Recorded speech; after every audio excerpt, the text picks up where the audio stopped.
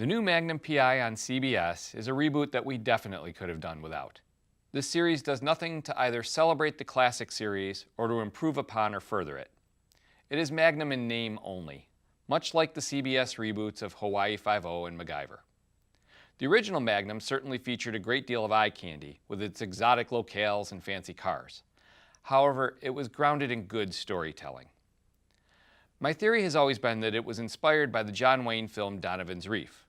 That film was a story about four Navy buddies who, instead of re-entering their civilian lives after World War II, settle on a tropical island. The film is fun and high-spirited, but has some serious undertones too. Magnum P.I. took this idea and furthered it, updating World War II to Vietnam and exploring the characters more fully.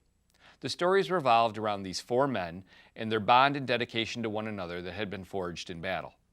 From the first episode, you understood the dynamic and you believed that these were real people.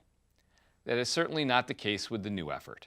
This is evident from the first scene, which featured a completely implausible scenario where Magnum executes a halo jump into North Korea from outer space.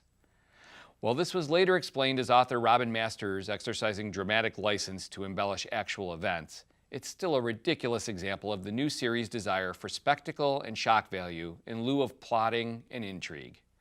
It's also completely unoriginal because it mirrors a similar scene in Deadpool 2, even going so far as to use the same AC/DC song to underscore it. From there we cut to the opening sequence, which was actually a nice homage to the classic series, using an updated arrangement of Mike Post's original theme song and a similar montage-style intro featuring TC's familiar chopper skimming over the Pacific. That pretty much ended my enjoyment of the program. From that point on, the premiere basically took all the intricate, pivotal story threads that form the overarching plot of the original and dealt them away in trite monologues or bland voiceovers by Jay Hernandez as Magnum. The mystery of whether Higgins and Robin Masters are the same person, an ongoing dilemma for Magnum in the original, is completely eliminated here. Not because Higgins is a woman, but because it is firmly established that all the characters know Robin Masters as he was embedded with them in Afghanistan, which was updated from the post-Vietnam setting of the original.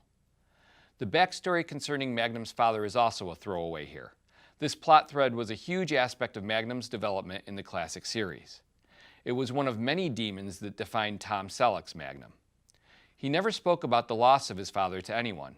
He always dealt with it in episodes where he was off on his own and shared his thoughts through the voiceover, a storytelling device for which Selleck was well suited, and Hernandez is not. This time around, the loss of Magnum's father is part of a lackluster speech that he clumsily delivers to a deceased friend's little boy. The team ring, which never needed an explanation in the original, gets a lumbering justification during another tedious voiceover.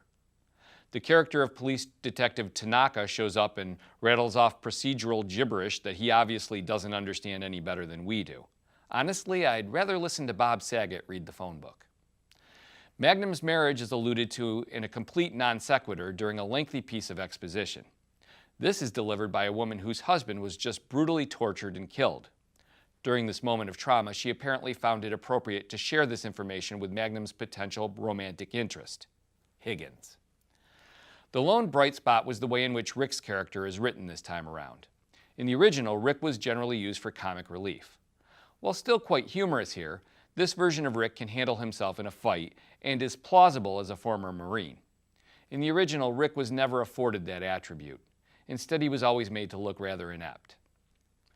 The original series may not have been Shakespeare, but it was solid, captivating storytelling that entertained the viewer. Tom Selleck is hard to replace, even with someone charismatic and talented.